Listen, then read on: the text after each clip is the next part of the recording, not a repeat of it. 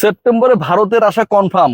বাংলাদেশে অবশেষে শর্টার ফরম্যাটে খেলার জন্য টিম ইন্ডিয়া মোটামুটি রাজি হয়েছে বলাই যায়। Why I am discussing on this, তিনটা পয়েন্টে আলোচনা করব। তবে একটা শঙ্কার জায়গা রয়েছে, শঙ্কার জায়গাটা ভয়াবহ শঙ্কার জায়গা। বাংলাদেশ ক্রিকেট বোর্ড, বাংলাদেশ সরকার আসলে এটাকে কিভাবে দেখছে এটার উপর অনেকটাই ডিপেন্ড করবে যে ভারত আসলে বাংলাদেশে প্রপারলি শিডিউল ট্যুরে টি-20 অ্যান্ড ওয়ান-ডে খেলার জন্য সেপ্টেম্বরের ফার্স্ট উইকে আসবে কি আসবে না।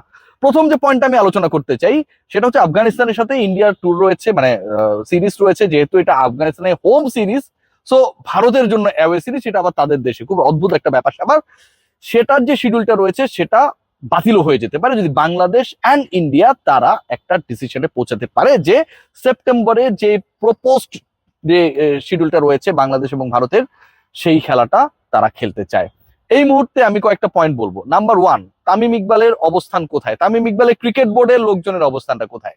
তামিম ইকবাল এবং তার ক্রিকেট বোর্ডের অন্তত 4জন director right now they are in India, এবং ভারতে তারা গিয়েছেন আমি যতটুকু জানি সেন্টার অফ এক্সেলেন্স, মানে যেই সেন্টার অফ এক্সেলেন্স ক্রিকেটারদের উৎকর্ষ সাধনের জন্য যেই সেন্টারটা নির্মাণের পরিকল্পনা বছরের পর বছর, যে স্বপ্নটা ছিল সেটা বাস্তবায়ন করতে গিয়ে ইন্ডিয়া থেকে কিছু এক্সপেরিয়েন্স এনে এক্সিলেন্সের জায়গাটাকে সেটাকে অ্যাপ্লাই করা যায় কিনা সেই কাজে কোথায় গিয়েছেন? ইন্ডিয়ায়।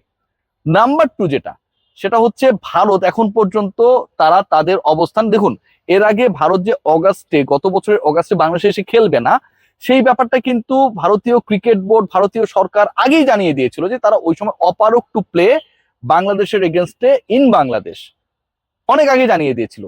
এবং তারপরে তারাই ডিসাইড করেছিল যে সেপ্টেম্বরের যে সময়টা, যে শিডিউলটা রয়েছে, যেখানটা একটা ফিক্সচারে ব্ল্যাঙ্কস রয়েছে, সেখানটায় বাংলাদেশের বিপক্ষে তারা শর্ট ফরম্যাটে খেলবে। এখন যেই ভারত এর আগে জানিয়ে দিয়েছিল, এবং সেটা জানিয়ে দিয়েছিল হচ্ছে সেই অগাস্ট আসার আরো অনেক আগে, অথচ 2026-এর অগাস্ট এসেছে, প্রপোজড যে ফিক্সচার সেটা হচ্ছে সেপ্টেম্বরে, আর মাত্র কদিন পরেই। তারা এখন পর্যন্ত তাদের কোনো অবস্থান ক্লারিফাই করে নাই যে এবারও তারা খেলছে না বা খেলবে না, এরকম কোনো কিছু না। বরং যে ডিসকাশনটা চলছে, যেই আলোচনা চলছে, Tamim Iqbal what he said, তিনি বলেছেন যে এই ব্যাপারে তার কাছে প্রপার কোনো আপডেট নেই। কারণটা তিনি প্রপারলি বলেন নাই, বলতেও পারেন না, এরকম একটা বড় মস্তিষ্কে। কারণটা হচ্ছে পুরো আলোচনাটা হচ্ছে গভর্নমেন্ট টু গভর্নমেন্টে। বাংলাদেশ সরকার যতটুকু আমি জানি এখন পর্যন্ত দে আর ভেরি ইগার যে ভারতীয় ক্রিকেট দল যেন এখানটায় এসে বাংলাদেশের সাথে সিরিজটা খেলে, এবং ভারতীয় সরকারও যেহেতু সরকারের call, they are also very eager, they are very keen to allow their team to visit Bangladesh. এই দুই গভর্নমেন্টের মধ্যে বাংলাদেশে ভারতের এই বাইলেটারাল সিরিজ ওয়ান-ডে অ্যান্ড টি-20 তিনটা 6টা ম্যাচকে কেন্দ্র করে কোনো ধরনের আপত্তির জায়গা নেই। কিন্তু থাকে না যে ধরেন মানে প্রেমিকার সাথে প্রথম দেখা হয়েছে অনেক দিন পর, না যে আপনি যাকে চাচ্ছিলেন তাকে পায়ে গেছেন, শুরুতেই ওই মেয়েটাও আপনারা পছন্দ করছে, কি শুরুতে এসে আই লাভ ইউ বলবে? একটু সময় দিতে হয়। বাংলাদেশ আর ভারতের যে কূটনৈতিক প্রেম আর ক্রিকেটীয় প্রেম, সেটা জোড়া লেগেছে অনেকদিন পর, অনেক বিরহ, অনেক বেদনার পর, না অনেক চোরাই উতরাইয়ের পর। সে এই যে ভালোবাসাটা ক্রিয়েট হয়েছে, কেউ কাউকে আগে আই লাভ ইউ কইতে চায় না, কারণ কেউ যদি বলে আই হেট ইউ বা ভেবে দেখবো ব্যাপারটা, এইরকম ব্যাপারটা আসলে কেউ নিতে চায় না। সো আমি যতটুকু জানি বাংলাদেশ গভর্নমেন্ট, যতটুকু জানি ভাই, আমার কাছে 100% আপডেট আছে সেটা আমি বলতে চাই না, Bangladesh government they are in a position, তারা একটা অবস্থায় রয়েছে যে যেহেতু এটা সরকার, মানে সরকারের পরিবর্তন, সরকারের সাথে সরকারের সম্পর্ক, এগুলোর উপর নির্ভর করে এই ট্যুরটা, এই সিরিজটা বাংলাদেশে এসে ভারতের খেলাটা ঝুলে গিয়েছিল। বাংলাদেশ সরকার ভারতকে অ্যাপ্রোচ করবে বা জানাবে that we are set to arrange the schedule tour, যেখানটায় তোমরা এসে খেলবা, তোমাদের অবস্থানটা কি তোমরা জানাও।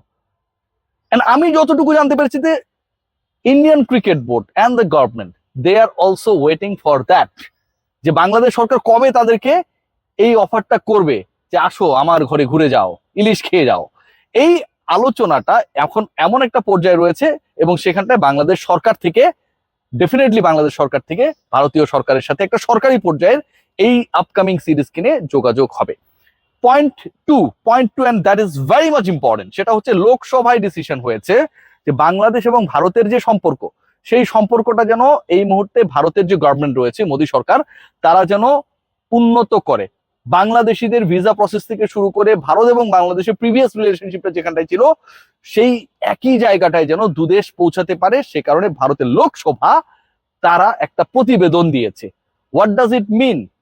ওই যে একটা রিজিড সিচুয়েশন, আমি তোমার দিকে তাকাবো না, তুমি আমার দিকে তাকাবা না, এই যে একটা পাড়ায় ঢুকলে ঠ্যাং খরা করে দিব, এই সিচুয়েশন থেকে এখন দুই দেশ মোটামুটি বের হবার অবস্থায় রয়েছে এবং নমনীয়তা from the India as well আমরা দেখতে পাচ্ছি। শঙ্কার জায়গাটা কোথায়, এবার সেই আলোচনাটা করতে চাই। শঙ্কার জায়গা ভাই, এটা বিশাল একটা ইগোয়েস্টিক জায়গায় এই প্রবলেমটা ক্রিয়েট হয়েছে। গতকালকের ইন্ডিয়ান মিডিয়া যদি আপনারা ফলো করে থাকেন, আমি একদম প্র্যাকটিক্যাল আলোচনা আপনাদের সাথে করছি, আমার কাছে কোনো বক্তব্য আমার নিজের মতো করে না। তাহলে ব্রিক্সকে কেন্দ্র করে তাদের যে পররাষ্ট্রমন্ত্রী মিস্টার জয়সওয়াল তিনি যে ব্রিফিং করেছিলেন নয়াদিল্লিতে, সেখানটায় সাংবাদিকরা কিছু প্রশ্ন করেছিল। ব্রিক্সের যে সম্মেলনটা হচ্ছে সেখানটায় আমন্ত্রণ জানানো হয়েছে বিমস্টেকের প্রেসিডেন্ট বা চেয়ার মিস্টার তারেক রহমানকে, যিনি বাংলাদেশের সিটিং প্রাইম মিনিস্টার, নির্বাচিত প্রধানমন্ত্রী। জনাব তারেক রহমান বাংলাদেশের প্রধানমন্ত্রী এবং বাংলাদেশের প্রধানমন্ত্রীকে আমন্ত্রণ পত্রে ভারত যেই চিঠিটা লিখেছে ব্রিক্সের সম্মেলনে বিমস্টেকের চেয়ারপারসন তারেক রহমানকে, চেয়ারম্যান তারেক রহমানকে যে আমন্ত্রণ পত্র পাঠানো হয়েছে, সেই পত্রের মধ্যে তাকে কর্ডিয়ালি অ্যাটেন্ড করতে বলা হয়েছে, তাকে যাবার জন্য অনুরোধ করা হয়েছে, বা যেভাবে আমন্ত্রণ পত্র লেখা সবই লেখা আছে, কিন্তু তাকে সম্বোধন করা হয়েছে জাস্ট মিস্টার তারেক রহমান এরকম করে। তিনি যে honourable prime minister of this state, বাংলাদেশের যে একজন নির্বাচিত প্রধানমন্ত্রী, ধরেন নরেন্দ্র মোদীকে বাংলাদেশ কোনো একটা আয়োজনে গেস্ট হিসেবে আমন্ত্রণ জানিয়েছে, আমন্ত্রণ পত্র পাঠিয়েছে, সেখানটা যদি জাস্ট শ্রী নরেন্দ্র মোদীজি এটুক লিখে, এটা কিন্তু ডিসগ্রেসফুলি ট্রিটমেন্ট। এখানটায় কি হওয়া উচিত ছিল? Honourable prime minister of Bangladesh mister Tarek Rahman, but ওই অনারেবল প্রাইম মিনিস্টারের জায়গাটা দ্যাট ওয়াজ ব্ল্যাঙ্ক। এবং এই প্রশ্নটা গতকাল ইন্ডিয়ান জার্নালিস্টরা তাদের পররাষ্ট্রমন্ত্রীকে মিস্টার জয়সওয়ালকে নয়াদিল্লিতে করেছিলেন এবং তিনি সেটা এড়িয়ে গেছেন।